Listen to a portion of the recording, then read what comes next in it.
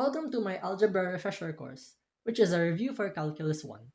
We're currently on our second set, Functions, Graphs, and Systems. If you haven't watched the introductory video or the previous set, I highly recommend checking out the description for the full playlist. Follow along with the timestamps as well to navigate the specific sections of the video. Without further ado, let's get started. So for today's video, we're going to go over functions, graphs, and systems. So our first subtopic for today is going to be solving and graphing linear functions. A linear function is a function that can be represented by a line on the Cartesian coordinate plane. So it is of the form y is equal to mx plus b, where y is a dependent variable that depends on the value of x. Slope is defined as the rise over run, which is the vertical over the horizontal. So as we can see here, the slope is -2 because in order to get from this part to this part, we have to go 4 down and 2 to the right. So -4 divided by 2 is -2. Next we have the y-intercept. The y-intercept is the y-coordinate where it touches the y-axis. So as we can see here, the y-axis is x is equal to 0. The y-intercept is 4. So it intersects the y-axis at the point 0, 4. Similarly, we also have the x-intercept. The x-intercept is also called a solution or a root because when we set y as 0 here, so 0 is equal to -2x plus 4, 2 will be the value of x that makes y 0. So when y is equal to 0, we get the x-intercept. So for number 1, we have what is the value of x when f of x is equal to 0 in the function f of x is equal to 2x minus 6. So f of x here is said to be 0, so we substitute it. Then we get 6 is equal to 2x, and dividing both sides by 2, we see that x is equal to 3. So the value of x for this function is 3. Next, find the point where the line y is equal to -4x plus 8 intersects the x-axis. So the keyword here is intersects the x-axis. So this is going to be our x-intercept. So what we have to do is set y as 0 again, and then solve for x. So this is going to be 4x is equal to 8, and x is equal to 2. Now, unlike the previous answer, it's just asking us what's the value of x. However, this one says find the point. So a point needs to have both the x and y. So we have to put 2 first and then 0, 2, 0. So graph the function y is equal to 1/2 of x plus 1. At what point does it intersect the y-axis? So for this one, we'll be using decimals. So on paper, what you need to know is that first you have the y-axis. So the y-axis is this part from the vertical -6 to +6. You can see here on the right side of the screen. So we start at the y-intercept. So the y-intercept is 1. So we know that it's going to pass through this point. So half of x plus 1. So this is our rise over run. So first we have to rise by 1 and then go right by 2. So if you're drawing this on paper, this is going to be your second point. Now on paper, you have to connect it with a ruler. So this is what it's going to look like.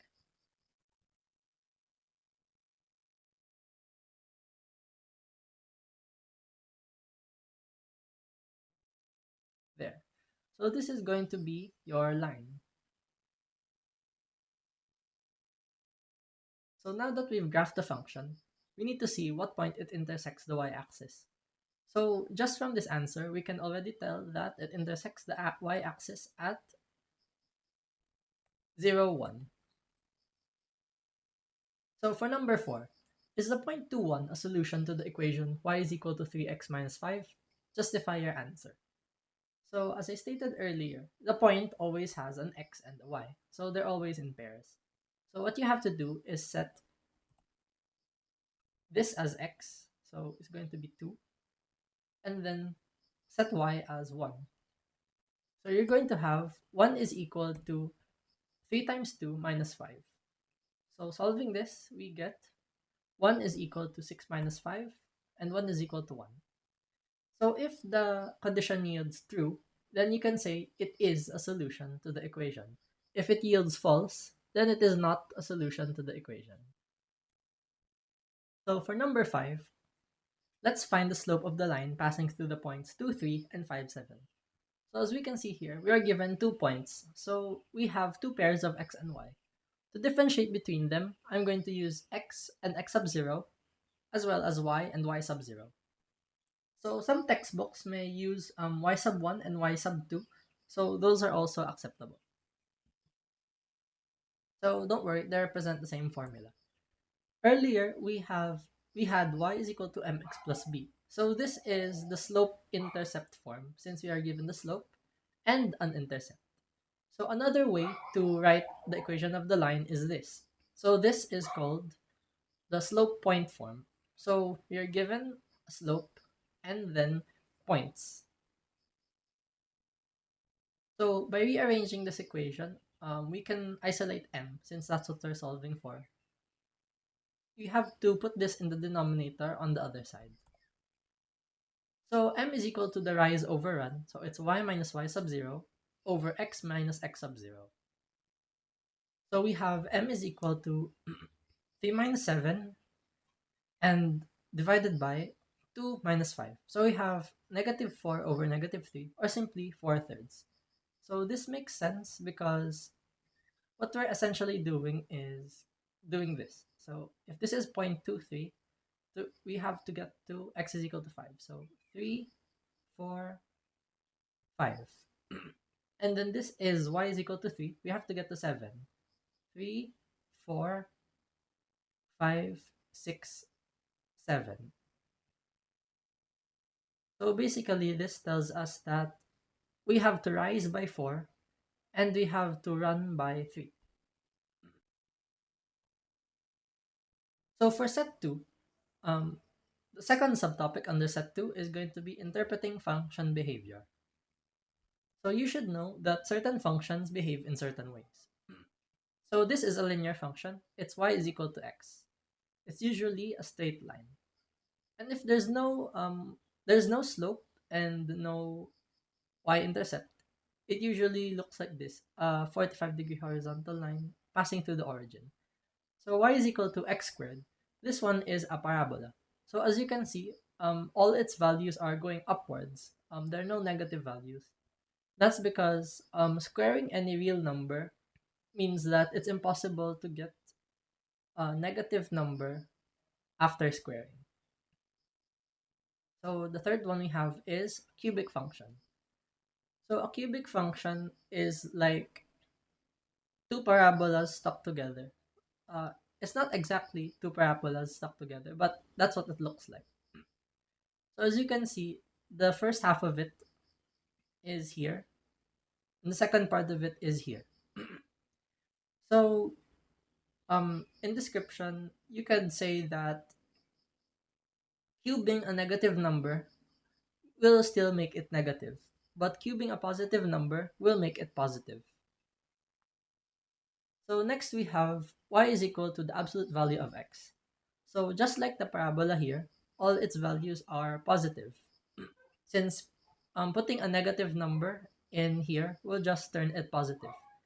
So you could notice that it's exactly like the linear function, except all of the values of the negative ones are now going this way. So the next one we have is a rational function. So it's equal to so it's y is equal to 1 over x. So this one has asymptotes. So as you can see here, it's approaching but not actually touching either axis. This is because um, in 1 over x, x cannot be 0. So the values of it can get closer and closer to 0, but they can never actually be 0. Similarly, there is no number for 1 over x that will make the result as 0. So that's why the y values also never approach 0.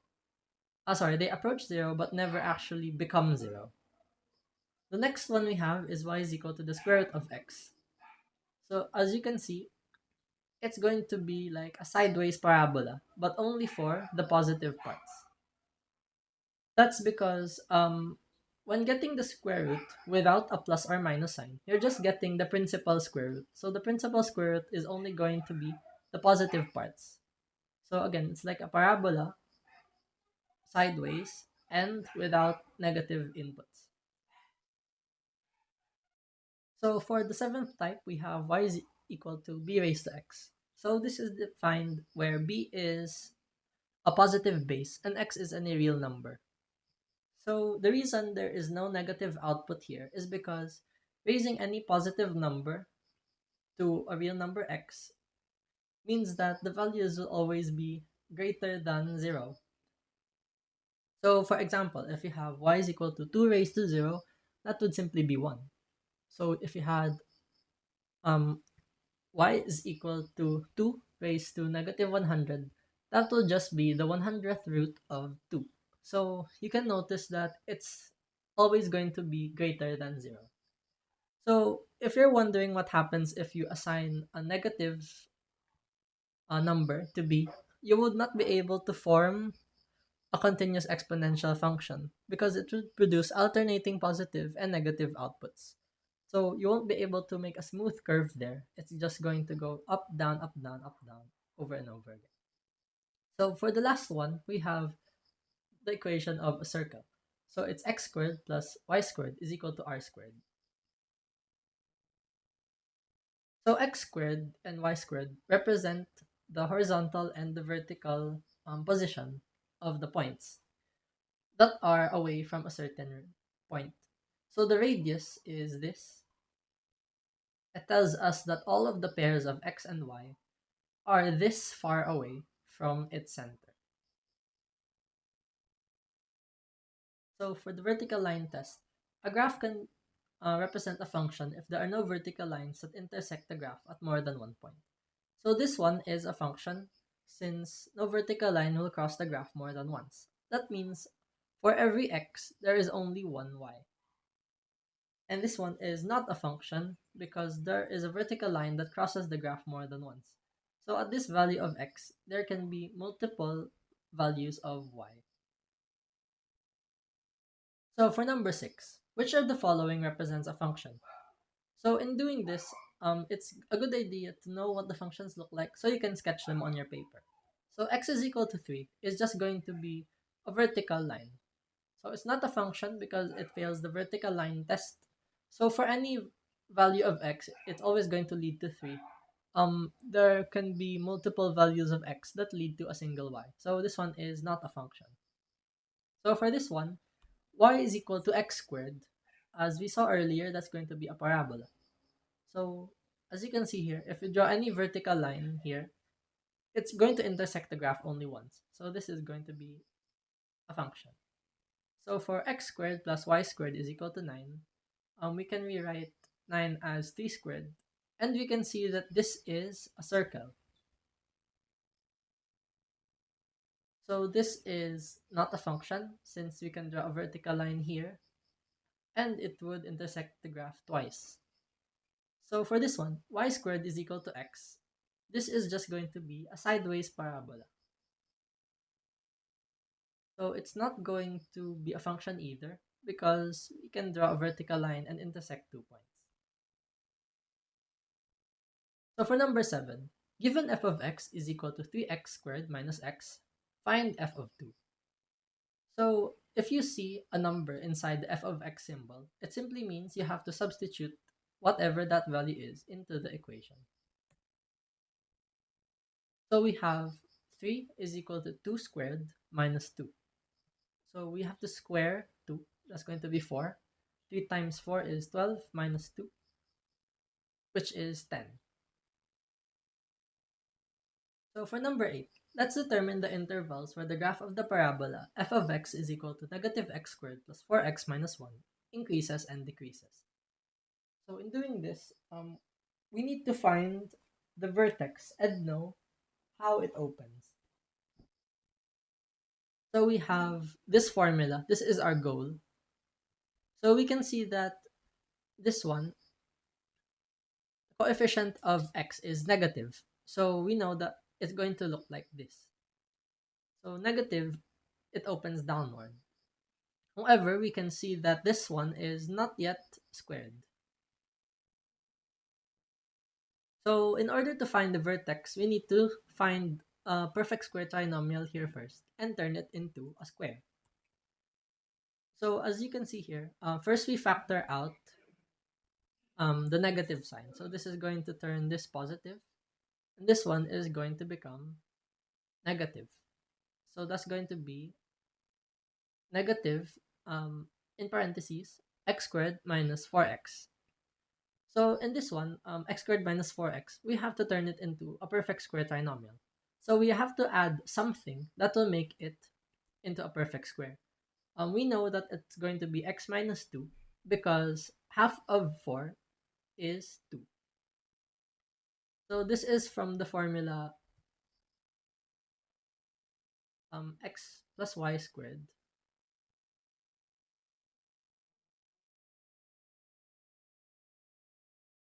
is equal to x squared plus 2xy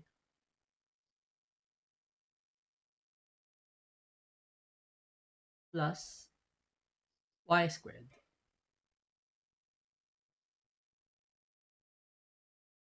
So basically, we're looking for this. This is the question mark that we're looking for. So we already have x, and we know that we have to divide it by 2 to reverse this. So let's start here. 4 divided by 2 is 2. And then we have to square this 2. So 2 squared is going to be 4. So 4 is the value we have to add here. So as you can see here, we added 4 inside the parentheses. So now we have to subtract it. But notice that our A is negative. So there is a negative sign with this group. So whatever we add or subtract on the other, on the right side here, also has to have this negative sign. So this is done to keep things equal. So this simplifies to the negative square of x minus 2 plus 3. So as we can see here, the vertex is going to be 2 and k is going to be 3. So the vertex is at 2, 3.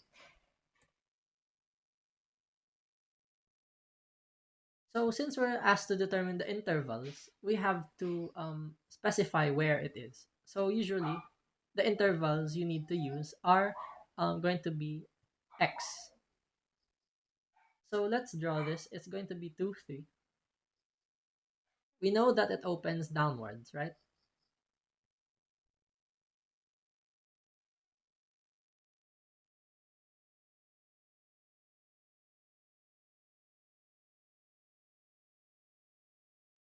So going left to right, we can see that from all the numbers before 2 up to 2, it's going to increase. So we have to write increases in the interval negative infinity to 2.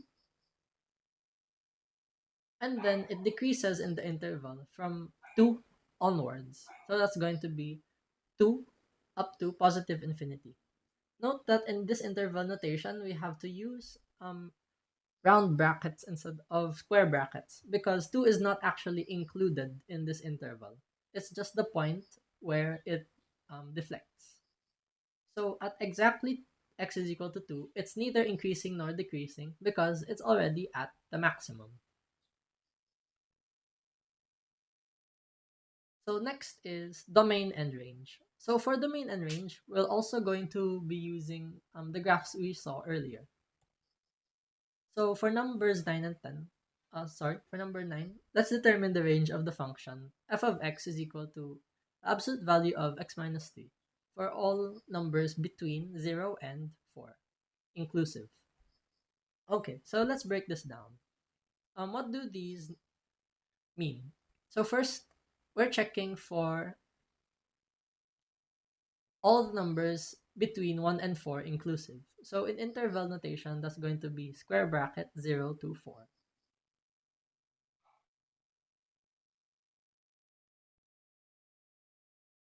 So inside 0 to 4, we have 0, 1, 2, 3, and 4. And all the numbers in between. So there's also going to be including the fractions and the decimals. But for the ease of computation, we're not going to use those. We're only going to use the real numbers, these ones. So these will be the values of x we need to find. So now it's time to solve for y. So usually, when you have the absolute value function, it's easier to just make a table of values, especially if it's just something as simple as the absolute value. So let's start with 3, since we know 3 minus 3 is going to become 0. So 4 minus 3 is going to become 1. 2 minus 3 is going to become negative 1, but because it's in an absolute value function, we have 1. So it continues 2 and then 3. So based on what we discussed earlier, we know that the graph is going to look something like this. So at x is equal to 3, we know that everything on the right of it is going to go upwards, and everything on the left of it is going to go upwards in this direction. So remember, when reading graphs, we go from left to right. So this one is decreasing, and then it increases again.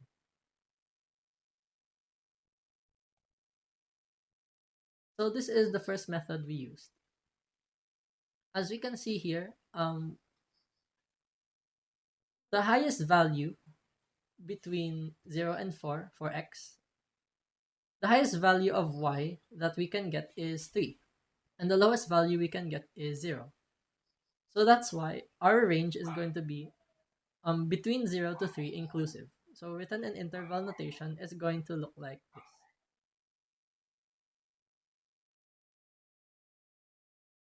So that is the first method for evaluating functions if you know what it looks like. So I'm just going to show you the second method, but not in detail anymore since it's a bit long. So for absolute value specifically, you can separate it into x minus 3 and negative y is equal to x minus 3. Or simply, yeah, you can flip their signs around. So what you're going to have is x is equal to y plus 3 and x is equal to 3 minus y. So again, you're just going to flip these around.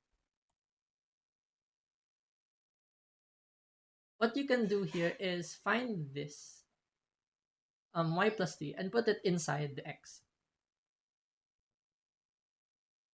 So this part, this x can be substituted by this. And this x can be substituted by this. Make sure that they are separately solved. So this is just a longer version of this. I don't recommend this unless you have to show your full solution. But basically, you're going to get this range, negative 3 to 1 inclusive, and then negative 1 to 3 inclusive.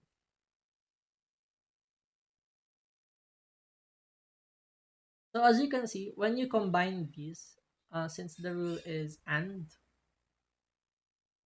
you're going to get negative 3 to positive 3. However, from the definition of the function, the output of an absolute value function cannot be negative. So it has to be 0 or greater. So when you intersect this, you're actually going to get only 0 to 3. So as you can see, this long method has the same answer as the shortcut here. So most of the time in calculus, finding the domain and range is not the main focus of the problem given. It's just a part of it that you need to solve. So most of the time, I recommend doing the shortcut. So for number 10, find the domain and range of f of x is equal to the square root of 4 minus the square of x minus 1. So for this one, the first thing a lot of students, me included, did before was to square both sides. So that's going to be y squared is equal to 4 minus x minus 1 squared. And then by rearranging it, I found that this is going to be x minus 1 squared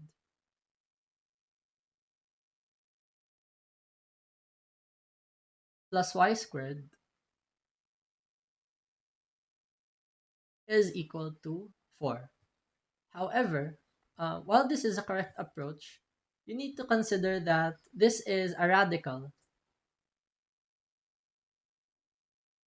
and there is no plus minus sign in front of it. So while this one is going to be a full circle, this one is just going to be the positive parts of the circle. So when you split it in half, this is the only thing that we are going to have.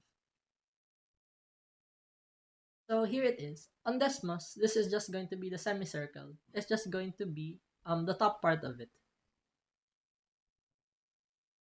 If I were to do the thing I described earlier, this would be the full circle. However, because of this not having the plus or minus sign, it's just going to be the semicircle. So if you have the negative sign, it's just going to be this.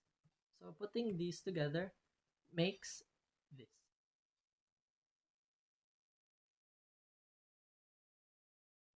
So let's solve for the domain. So for example, we don't know the graph. We don't know what it looks like. We're going to solve it manually. So for the domain, inside the square root cannot have uh yeah, the inside of the square root cannot be negative. It has to be 0 or greater, or else it will yield an imaginary number. So we set this inside of the square root to be greater than or equal to 0. So what we do is move this to the other side. We have 4 is greater than or equal to x minus 1 squared. So we rearrange it to be to have this on the left side. X minus 1 squared is less than or equal to 4. So remember, getting the square root of a number can yield both positive and negative 2. So in this case, where it is less than or equal to, we have to put this value between negative and positive. So we have this is between here. And we have to keep this sign. So that's going to be the case if we have this. So if we're using the greater than or equal to sign for this, it's going to look different. There's going to be two separate equations. But to focus on the question here, we now have to continue with this. As you can see, there is a negative 1. So we have to add 1 on all sides. So instead of both, I said all because there are 3 now. So we have to add 1 on each.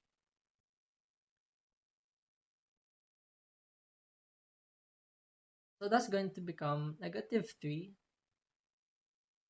and, sorry, it's going to become negative 1 until positive 3.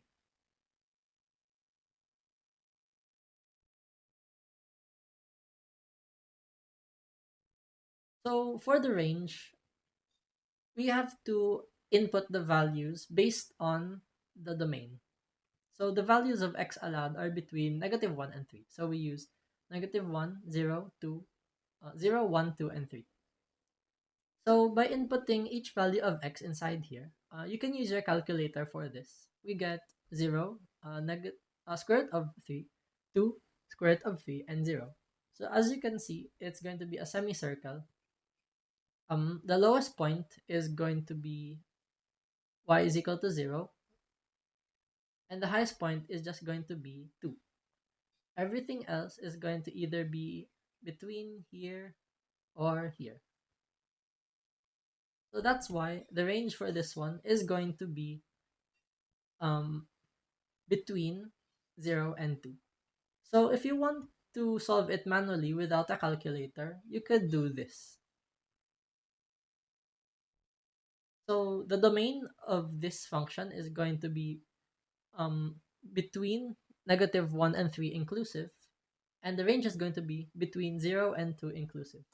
So let's check our graph on Desmos. So as we can see, it is correct. It's between negative 1 and 3 inclusive and 0 and 2 inclusive. So for the next part, let's have systems of equations in two or more variables. So let's find the intersection point of the system. Y is equal to x plus 4 and y is equal to negative x plus 4. So if you were to graph this, you can just find where they will intersect. So that's how it's going to look like on a graph. But there's actually a faster way. You can just add them. So it's just going to be 2y is equal to 0 plus 6. So we added these together. Our goal is to eliminate one variable so you can solve for the others. So x and negative x here became 0, and y became 2y. So 2y is equal to 6, and y is equal to 3.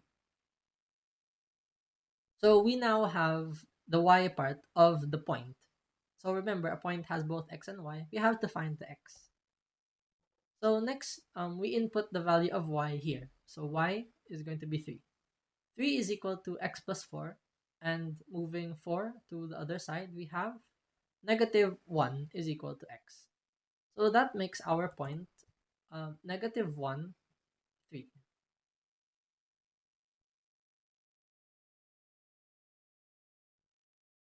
So for the next item, solve the system of equations. We did the same thing as earlier.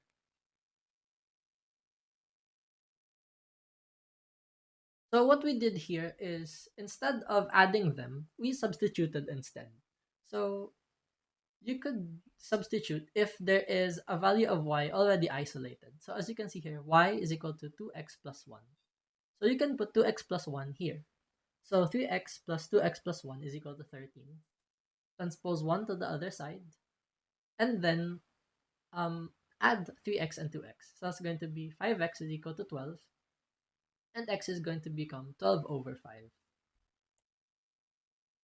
So by substituting 12 over 5 here inside x, you can have y is equal to 24 plus 5 plus 1. So here, 1 can be rewritten as 5 plus 5 so that it can be added in the fraction. So we have 24 plus 5 is 29 over 5. So the solution to the system of equations is 12 over 5, comma, 29 over 5 in parentheses. So for number 13, solve the system with three variables. So this one, it's not usually given as a problem within classrooms due to the nature of trial and error. But sometimes it's good practice to do three or more variables, especially in calculus, where you'll be using a lot of representations to achieve the answer to a word problem. So to solve this system, again, it's trial and error. What you need to do is to eliminate some variables. So here's the way I did it. First of all, I added all the equations to see if I could find anything useful to substitute.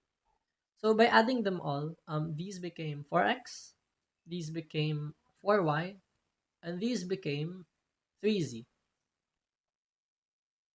So usually, you need to look for things like this. So these canceled out.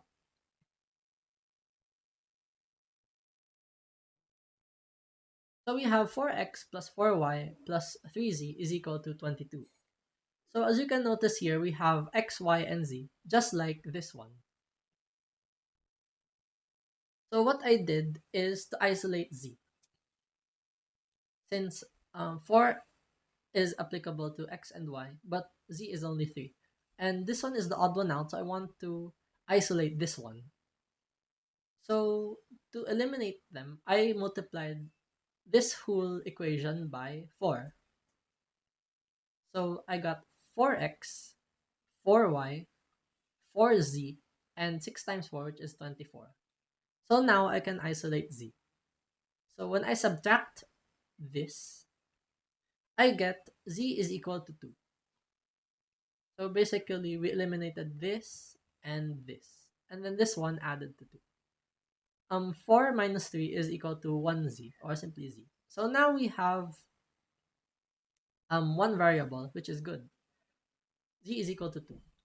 Now we have to find a place where it is useful to substitute z. So I'm going to isolate x and y now, since those are the next ones I want to solve.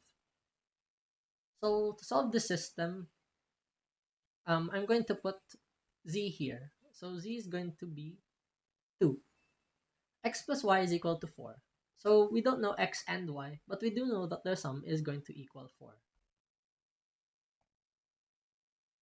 So next one, I'm going to find something where we have both x plus y and z. So we have an x plus y here, and we have a z here. So I'm not going to use this one since I already used this earlier. So I'm going to put this here. So in this x plus 4y, we can separate y into y and 3y. So this part is just going to become 4.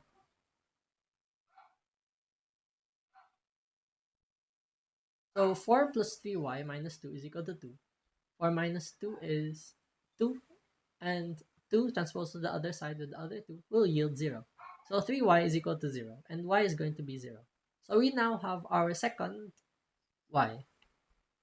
Sorry, our second variable. Now the next, since we have both y and z, the only thing left to solve is x. So y is going to be 0 here, and z is going to equal 2. So as we can see here, y is probably going to be 4.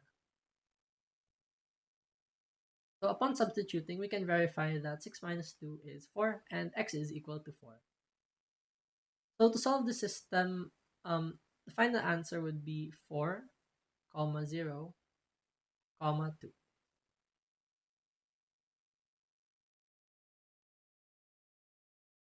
So usually, there are a lot of mistakes made when solving this type of problem with 3 variables.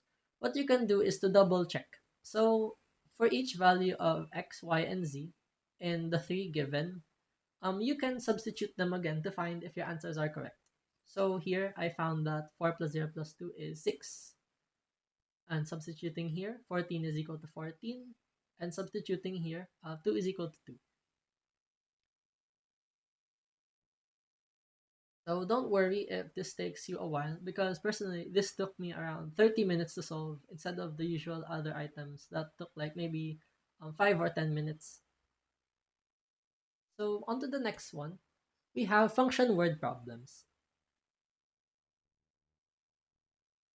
So let's start with some easy examples. A cell phone plan costs 300 per month plus 5 pesos per text message. Write a function C of t representing the total cost in pesos for t text messages. So if you see this, we have 300 pesos per month plus 5 pesos per text message. So per text message,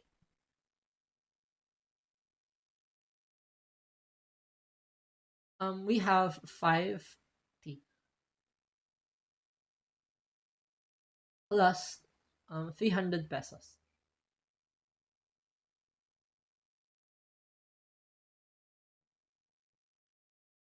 So if it's not given in the problem how many months there are, we have to add another variable here. But for the sake of the problem, let's assume that this plan is billed per month, and this C of t represents the monthly bill. So we don't have to add another variable. So this type of thinking is important when considering this, since we are only instructed to write a function C of t. So there is no second variable. So here is what it could look like if we were instructed to write a second variable. So C of t is equal to 5t.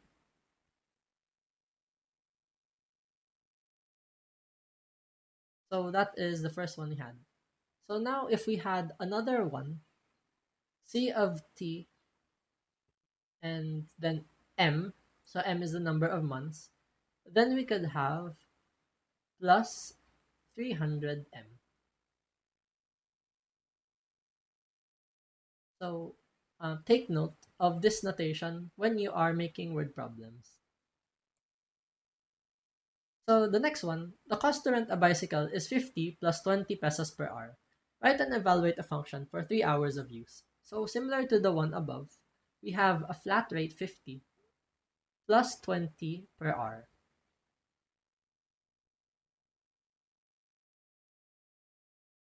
So anything with per hour, per day, per message, etc. is going to have a variable with it. So we have f of x is equal to 20x plus 50.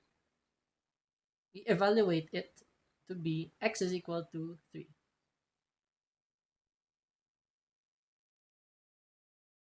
Sorry, this is a typo. This should be 60 plus 50 is equal to 110.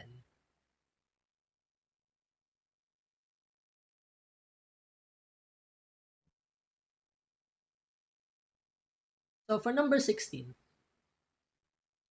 the sum of two numbers is 9 and the sum of their squares is 53. Find their product. Okay, so the sum of two numbers is 9 and the sum of their squares is 53. We are instructed to find xy. So xy is not present here, but we can make it appear through algebraic manipulation. So the first step you want to do is to square both sides of this equation. So you have x plus y squared is equal to 9 squared. So again, we're solving only for this. So we have to isolate this. Luckily for us, we have the value of x squared plus y squared. So we have x squared here and y squared here. So we can substitute this as 53. Next, we transpose 53 to the other side and then divide by 2. So we have 2xy is equal to 28 and xy is equal to 14. Note that we don't need to solve for the individual value of xy. We just need to solve for the product. So as long as we get xy here, we can know that this is the product.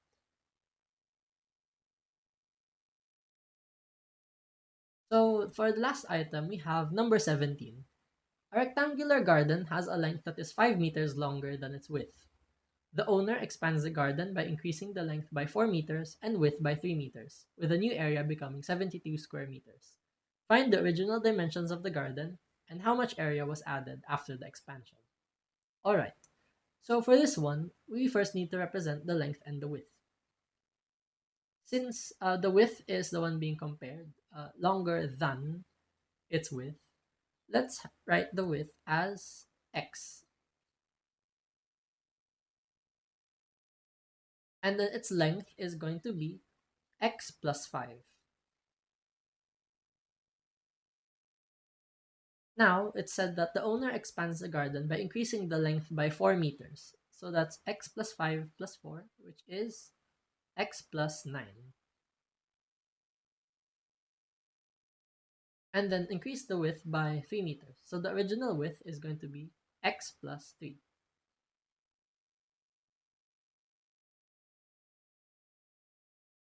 So it said that the new area, um, x plus 3 times x plus 9 is going to equal 72. So now we have to find the original dimensions of the garden and how much area was added after the expansion, and sub 2 to differentiate them. So I also discussed earlier the area. So the perimeter is something we don't need yet, but we're going to use later. So for now, let's focus on the area. Since we're solving for the original dimensions of the garden, we need to solve for x so we can know the width, and we also need to use it to find the length.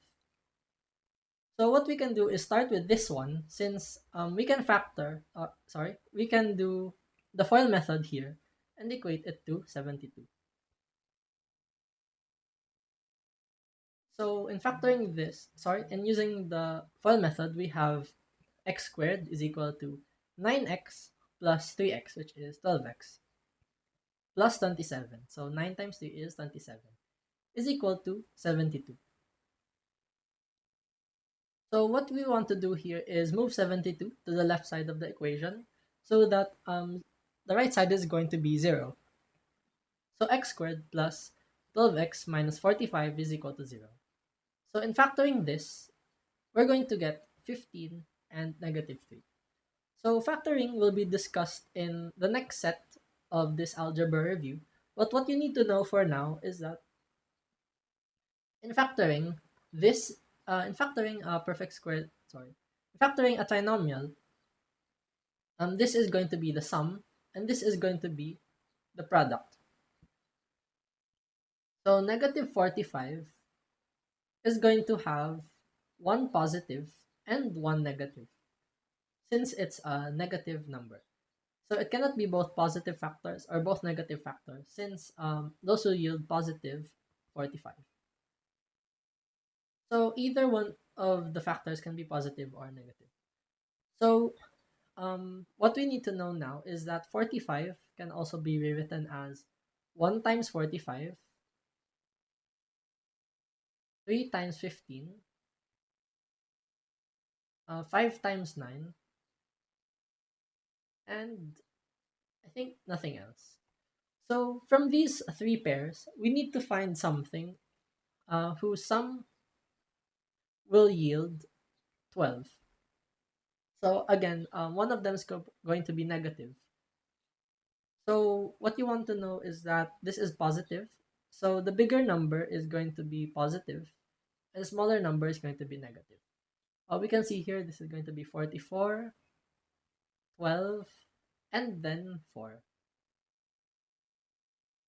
So as we can see, this one is the one that matches our description. So x is equal to 15 and negative 3.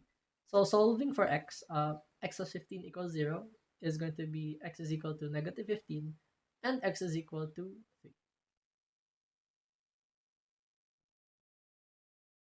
So in solving for x, we're not going to use negative 15 since this is geometry and we cannot have a negative length in real life.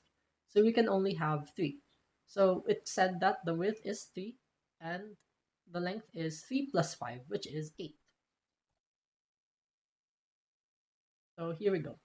So we have now solved the first one. Now for B, how much area was added after the expansion?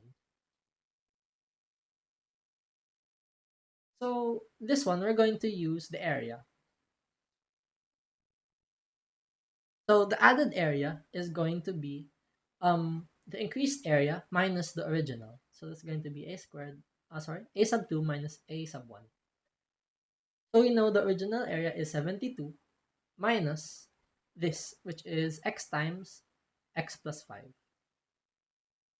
So we substitute the value of 3 in x here. So we have 3 times 8, which is 24.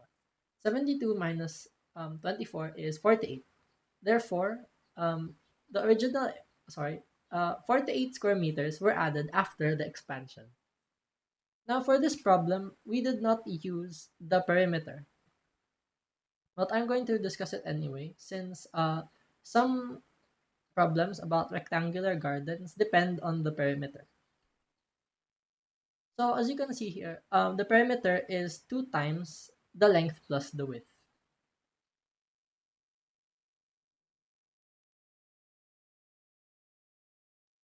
So it's going to be 2 times this plus this. It's going to be 2x plus 5 times 2. So the increased perimeter is going to be this. So you can get it from here. That's going to be 2x plus 12